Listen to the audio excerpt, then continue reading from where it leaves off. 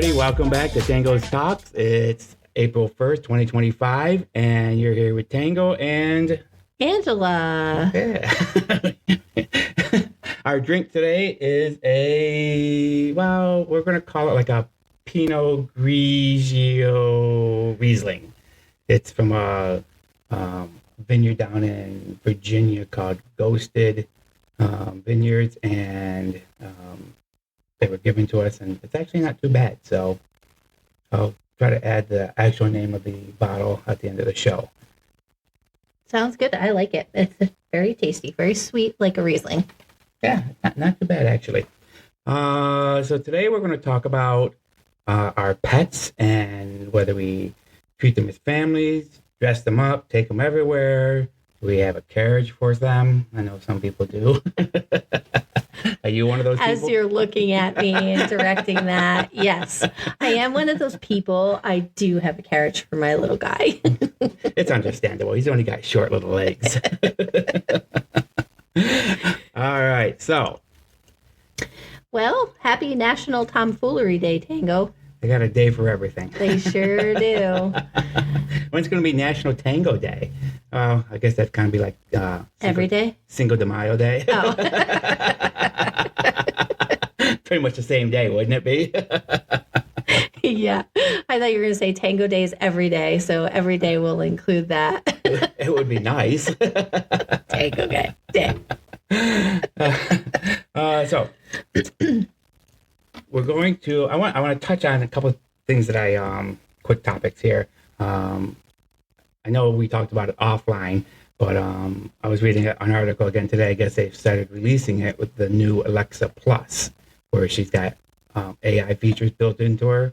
So now you can string a bunch of commands to her instead of like asking her, waiting for her to respond, telling her to do something, and then you got to wait. Now you can string like a whole, from what I read, like a whole series of commands together, and she's supposed to be able to understand it and really? And do it. Like, yeah. what do you mean? How does so, it, like you say string, like you say... Well, you could say like, well, I won't say her name because we don't need her. Then she'll be talking. Her nonsense going on right now. But you can invoke her and then say, set the bar temperature to 65 and turn on the lights to blue and unlock the door. And she's supposed to be able to understand that whole thing and do it all. So I don't know what additional setups you got to do on it, but I don't know. I get more and more nervous the more they do with her. You know, yeah. Like, apparently nobody at Amazon's ever watched Terminator movie. Yeah, it's getting scary. And then the other thing was I found this very, very cool app. It's called M1. And I've been playing around with it for the last couple of days. And for people who, like me, will forget something I'm told the minute you walk out the door. This app actually catches your phone calls and transcribes them for you, and then saves them as text. And then you can email them to yourself or print them out or do what you need for them. But you can also or schedule an event. There's a calendar function, so you can click on it and it'll pop that text into a calendar event. So you never, you don't have to remember what the phone call was about. You don't have to worry about forgetting it. But now you got it on your calendar. I've been using it for the last 3 days, and I absolutely love it because it's like I can just read back. And it summarizes it. So it breaks it down and says, so at the bottom it'll say like, so Angela talked about new flowers in the garden, and you said you were going to order tulips, and then it'll ask like, do you want to schedule that to or but I think it's freaking cool. That is cool. See, I think, you were saying you're gearing it towards you because you don't remember anything, but I'm getting that way too. Like, I have little sticky notes everywhere. So we've gone past the age of sticky notes. I mean, they're probably still around, but now we can draw little happy faces on them because we have these great apps that can just transcribe for us. I've gone from sticky notes to electronic sticky notes back to sticky notes again. Because even though I do the electronic ones, I always forget to look at them. You know what I mean? They're just not. It's like, oh, I'll look for something. It's like, oh, it's in my sticky notes. Then I got to open it up. It's like, oh, yeah. There it is. Yeah. Instead of just. Or you could be like me, where I have sticky notes. They're all over the bottom of my computer screen, all over the side of my computer screen, on my desk, in the inches of the desk that I can put it. on a folder, on anywhere. How long do those things stick for? I didn't think they would stick that long. I usually end up, a lot of them are falling off before the next day or the time that I'm actually reminding myself to use the sticky note for that event. So I end up putting pieces of tape on all of those things too, just to keep them all stuck to my... I'm always paranoid about that. But that's the one thing I've always been paranoid about with the traditional sticky notes is that, you stick it on something and you forget about it for a week or two. Then you go back to it and you're like, oh, there's nothing there. I guess I don't have anything to do. Meanwhile, it's under the couch. Yeah. Or on the bottom of your shoe. Or on the bottom of your shoe, yeah. Oh, we have weather stripping off the back door, not to get off topic like I always do. But it came off the door, so it was sitting on the back bench back there. Yeah. I come out here last week and I must have sat on it. It was stuck so I come to you out like here a tail. and I'm walking around. I kept feeling something hitting the back of my leg. I'm like, what the hell is that? And finally, it finally took me like 20 minutes. And finally, I saw it out of the corner of my eye and I ripped it off. I was like, are you fucking kidding me? I've been walking around with this thing stuck to my ass for like the last hour. Were you just home? Or like, did you go to the grocery No, store I was just and you home. had a tail? Thank goodness. No, and then of course Steven texted me. He's like, how long did it take you to notice the weather stripping stuff to your ass? Like, long enough. That's pretty funny. I wish I was here to witness that. Yeah, thanks. Yeah, that's the kind of family and friends I have. They don't tell you what's things like that until you've already done it for 20 minutes. Then it's a big ha. So let's get on. Let's talk about our pets here. I know you have a little pug. I do. He's our little mascot for the show, little Capone. Yes, he is. And we have Saba. So you mentioned you have a carriage for him. I do, but we didn't always. But Capone's getting older now. Capone is my puggy. And he's 6 years old now, and he's got really bad allergies. And it gets hard for him to breathe sometimes because, with pugs, their faces are like kind of squishy. Right. And their little noses are... That's what makes them so cute, I though. know. But it's so hard for the little guys to breathe. So after he's been walking a little bit, we can pick him up and put him in the stroller. And he just kind of sits there and enjoys the ride, I need one stroller like that. One that I can just get tossed into with a bottle of wine or something and take it around the neighborhood. Oh, you know what I wanted to do years ago? Again, me getting off topic. Sit in a wheelbarrow with one of them? No. The bottle of wine, have Steven just Watch me go over the fall. No, what did I see it? You ever see one of those, you see in places like Key West and places where they, where they have a lot of drinking. And it's like a I know barsicle or something like that, you know what I mean? Where everybody's facing each other and you pedal and the thing goes down the road. Could you imagine? Yes, that thing is so cool. I saw those for the first time when we were in Hawaii, and I was like, oh my God, how I hope that's really not powering how you're getting from point A to point B, because there's an awful lot of drinking going on. And I mean, my goodness, what if you're so drunk you can't move your legs on there? Yeah, but at least down there, though, it's all flat, you know what I mean? Like here, we'd get about to the middle of town and be like, all right, well, somebody's got to tow us back up, but it's a hill on both sides, so. I mean, is the driver pedaling the bike, too? Like, what's happening here? I wouldn't want to be the one steering. I'll sit in the middle. I'll just... Anyways, back to our pets. I get sidetracked so quickly. It's like, oh, look at that, something shiny. That's okay. That's why we're such great friends, because I did the same thing. But yeah, our pets. So Capone is like, he's just super cute. And we got this new stroller for him, and we've been kind of walking him around the neighborhood when he gets a little bit pooped. And he loves it. He'll just sit in there. But then, of course, he has to, yell at all the neighbors and the neighborhood dogs, cats, squirrels. I always found pugs to be the most hysterical dogs. You know what I mean? They seem to always act like they're in a hysterical drama. And they got that high pitch, It just makes me laugh every time I see them do that. Well, he's got those high pitched like barks, but he also has the low bark too. Like if he knows you. So if he sees you out the window or he hears you beep when you go by, he's like, "Whoa, whoa, whoa, whoa." That's like, oh, it's Uncle Wayne. I see him. I hear him. So he lets everybody know that you went by. But he does have those high-pitched ones, and boy, that just goes right through you. We're like throwing toys at him and everything when he does that. It sounds like he's being run over by something. I know. Yeah. But we have a cat, Saba, and obviously we love her. Take her out anywhere. And she's never been outside, so obviously we can't throw a leash on her and go for a walk like I've seen other people do with cats. But we love her. You know what I mean? She's 20 years old, but she's to the point now where she wants to be pretty much left alone. And she loves me when it's just the two of us. But as soon as her poppy comes home, then I'm 3-day-old tuna fish.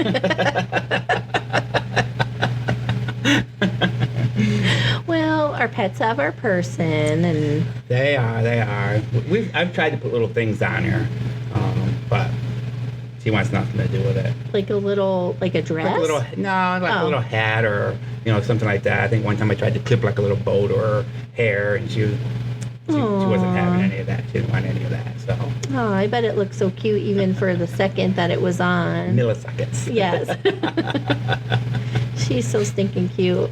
And she's so tiny. Like, you would never know that she was 20-something years old. She's just this little, tiny, teeny little... She looks like a kitten. That's what I'm gonna say. She does yell a lot. She's got an awful lot to say. Yes, she does. But she's actually doing better now. I don't know if they scared her at the vet. We had to take her in for, because she was just, not holding anything down for a long time, just drinking a lot of water. And for all the water she drank, they said she was dehydrated. So they pumped her leg full of fluid. She came home and her leg looked like she'd been working out with that one arm all. It was like a Schwarzenegger arm on her. It was all full of fluid. But ever since then, she seems to be eating really well. I mean, you can't feel her spine as much anymore. So we'll see what happens. Good. You know what I mean? But yeah, that's kind of like the I'm not going to say sad thing, but the one thing about cats is that I rarely see very many cats dressed up or in carriages and stuff like that. But people with dogs get all that fun. Yeah. Well, I dress Capone up, and you know it, for the holidays usually. Like for Christmas, he wears a sweater, and he has a bow tie, and he has a little Christmas Santa hat that he wears. You gotta give him like a little fake cigar that can just hang off the side. Yeah. You could hot glue some cards to his paw. I'm kidding, people. Yeah. But, and he has his little cape for Halloween, and he has a little birthday hat, and he has like a little, what do they call those? The little birthday bandanas that he has around his neck. And it says like, I'm the birthday boy or something like that. So he gets that every year. And I treat him like a kid, he gets birthday cake on his birthday and ice cream. Jesus, you spoil him almost as much as you spoil us. I know.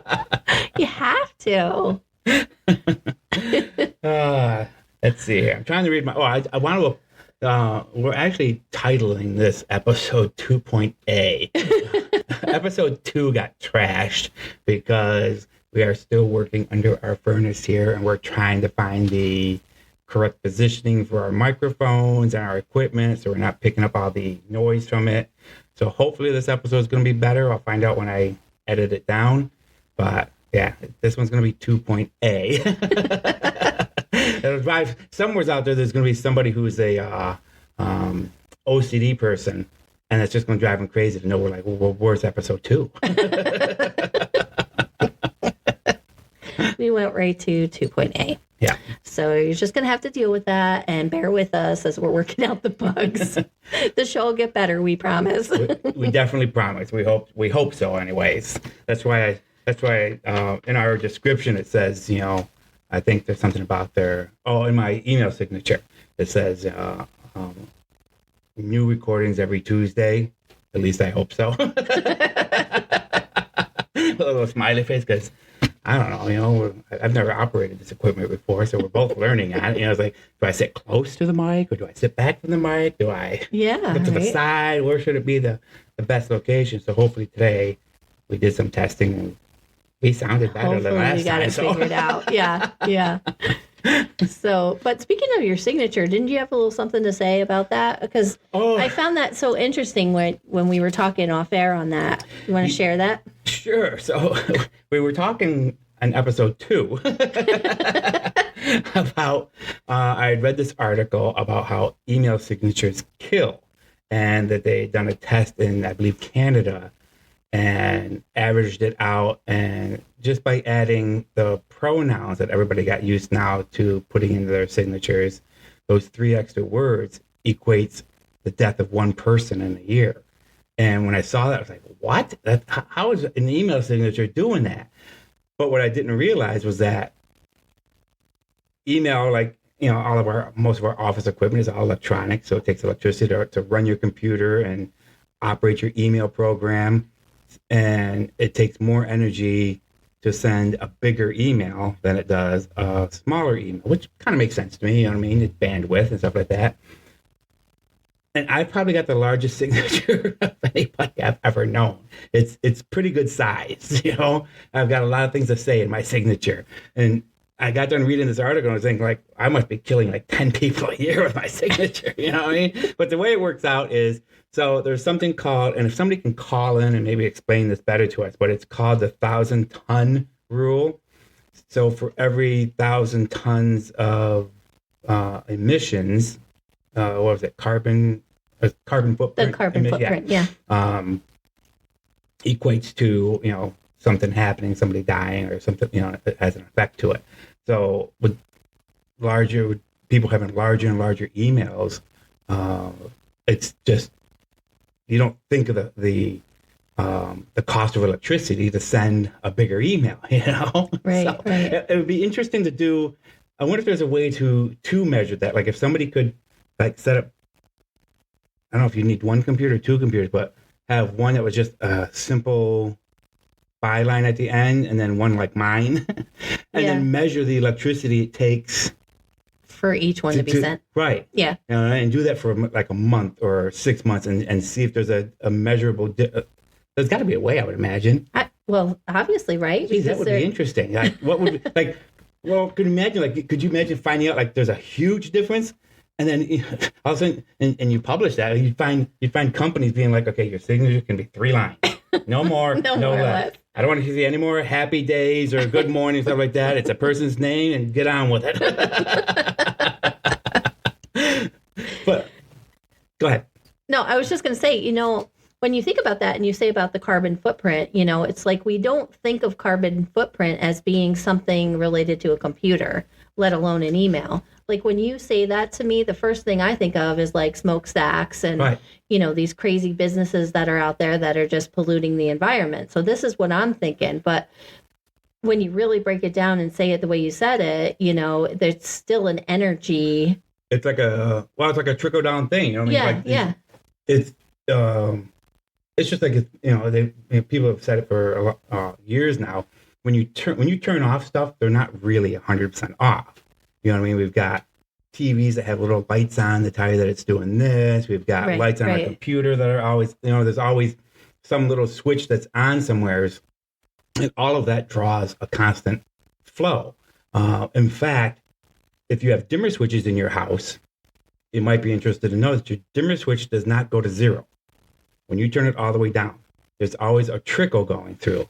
And the way you can test that is we have a candle in all of our windows, Mm-hmm. but they're 1-watt LED bulbs.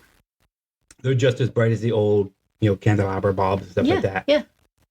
But you can never turn them off completely if you got on a dimmer switch. If you dim them down all the way, they'll still have a faint glow in them. Oh, There's no like kidding. a half of a volt going through, just enough to energize it. And you can really see it in our house, like on the counter. When you turn the lights off above the counter and you come down at night, they're on just enough to Just slightly to see. right. You just see that they're on. It freaked me out the first time. I was like, why isn't these turning off? Yeah. So then I went online and I was like, That's why dimmer switches don't go to 0. They go to like 0.5 or 0.25 or something like that, but there's always something trickling through. That's crazy. So even if, because, we have dimmers in, well, right now it's just in the kitchen because we've changed some of the electric, the different light switches in the house.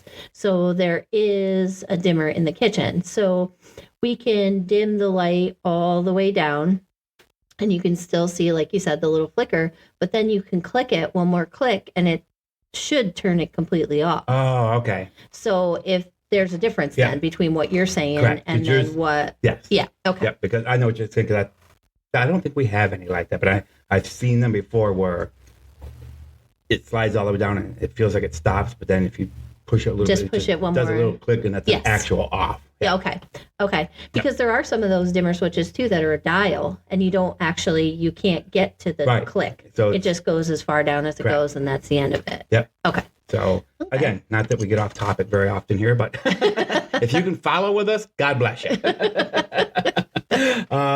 So let's see. I think we were talking about the pets. This is our third time coming back to pets. Obviously, I know you consider Capone part of the family. We consider Sabi part of the family. I wonder if I don't think everybody does, though. I think most people do, but I mean, I can point out some people in the neighborhood that, just have they just have a bunch of stray cats that's for the sake of having stray cats, but they're not really, they're not like indoor. A family member. Correct. You know what I mean? But I wonder if that really comes down to well, number one, how you're raised, were you raised around pets, or did you always have that passion to have a pet and take care of it and that kind of stuff? Because let's face it, I mean, when you own a pet, it takes some doing, you know what I mean? Especially with dogs. Yeah. And then you get into a situation like I'm in, Capone has a lot of allergies, so he has to take medicine and he needs eye drops and ear drops and all kinds of things, special shampoos and brushing and, all kinds of things, but, so that's a just big, like a child. Yeah, it's a big responsibility. So I'm almost wondering too, the people who feel like their pets are more of a family member, are they the ones who, in our case, me and Lil J, we don't have children, but Capone is our child essentially, he is just, our world, everything revolves around Capone, it's like when we're here and we're hanging out, it's like, we got to go home and take care of Capone because he's got to go outside and go potty and, do all the things. But, and he has a bedtime and he has Did you brush your teeth, little man? And he does, because he's got his bones and his things that he brushes his teeth. I shouldn't laugh because Saba's got, it's amazing how much how much personality and character animals can have, even when they're siblings. They're all different. Yeah. And not only that, but how they will fall into a routine just like we do. So yeah, we normally go to bed about 9:20, 9:30. If we're not turning things off by 9:20, she's at the corner of the stairs yelling at us like, come on, bitches, it's time to go to bed. All right. And I know the TV comes off at 9:20 and so does the house. So let's go. Yeah. And she'll sit lights there. are out. Yeah. And then bed. she'll go away and then she'll come back and then she just sits there at the corner just staring at us. Like, let's go. Don't make me go up there and pee on your pillow. Capone is the same way. He's just so, we're usually heading up to bed around, 8:30, 8:45. That's during the week, on school nights, because we're too old and we can't stay awake any longer than that. But Capone knows that. So, as soon as we take him out for the last time in the evening, he's like, okay. So if we're still watching a movie or something and we take a break and take him out, we better be done with the movie and we better finish it upstairs, because he's standing right over us, right in our face, staring at us, what are you doing? It's past bedtime. Let's go. And Sabi's just weird because if she could, she would drag us upstairs. If she could. But we'll get upstairs, we'll get all settled in. And then about 20 minutes later, she gets up and goes all the way back downstairs again. I'm like, what is she's going down to see if Poppy left any extra treats in her bowl before she comes to bed completely. You got to have a little bedtime snack. Well, she does, and she'll stay down there, but she'll make sure that we get up, that we're in place, and she knows where we are, so that when she's done eating, she can come back and pop right back in the middle again. Yeah. Kat, you got issues. Well, they're very routine and regimented. I mean, here's the perfect example of Capone.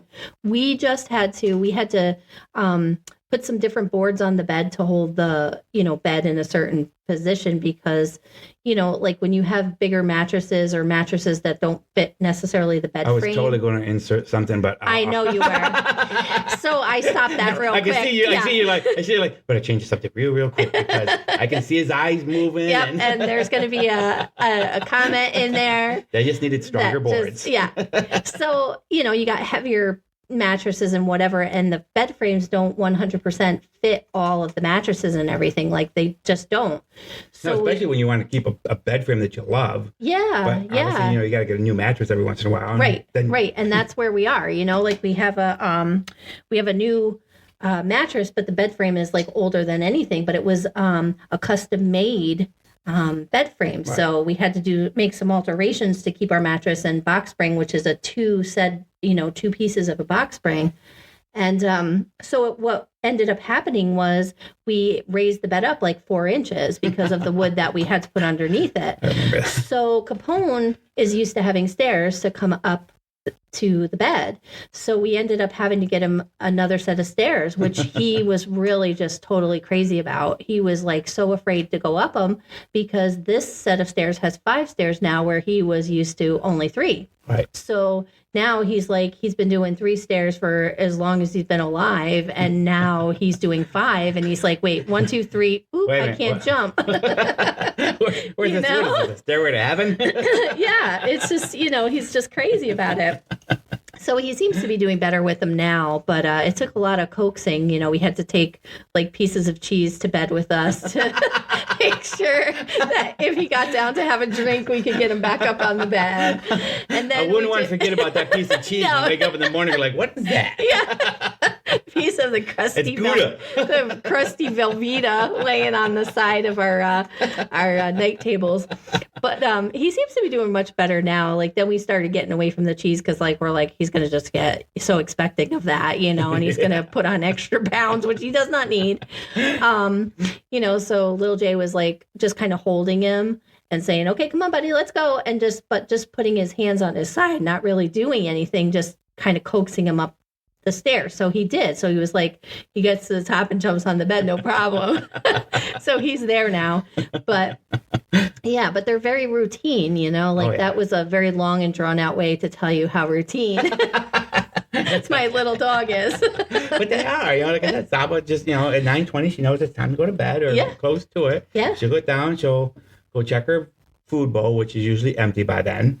And then she'll come back out and she just stares at us. And then, we go like a couple minutes, we'll go to bed. But yep. Just this one, she just gives you that like evil stink eye, like, oh.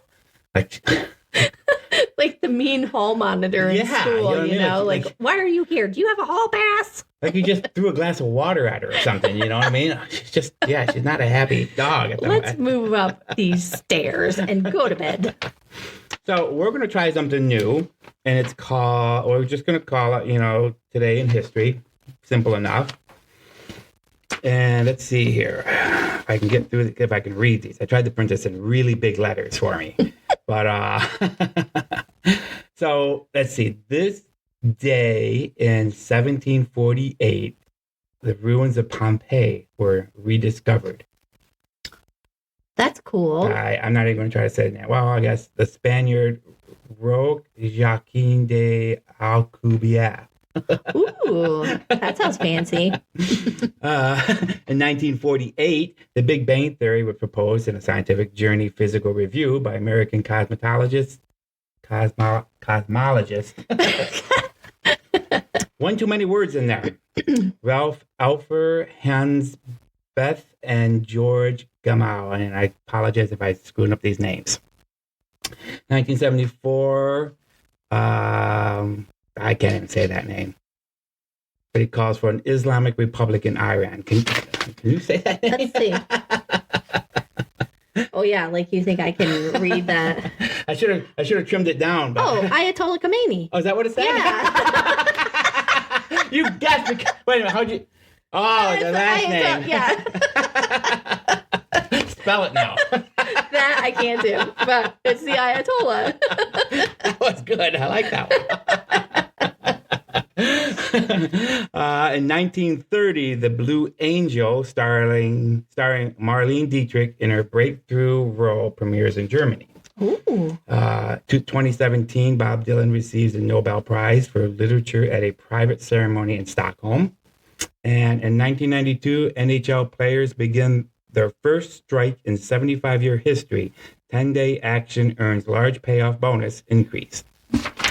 Wow. Yeah, there was a lot of things that happened. It's amazing how many, well, I mean, we're talking how many hundreds of years of information stored online, but, you know, there's just all this tons of history that, you know. Yeah. And I'm always fascinated by history, like locally. Yeah. You know, so that's always fun. But on this day, Clyde Barrow kills two young highway patrolmen, H.D. Murphy and Edward Bryant Wheeler, at the intersection of Route 114 near Grapevine, Texas, while Bonnie Parker's role in the murders helped turn public perception against the gang for the good.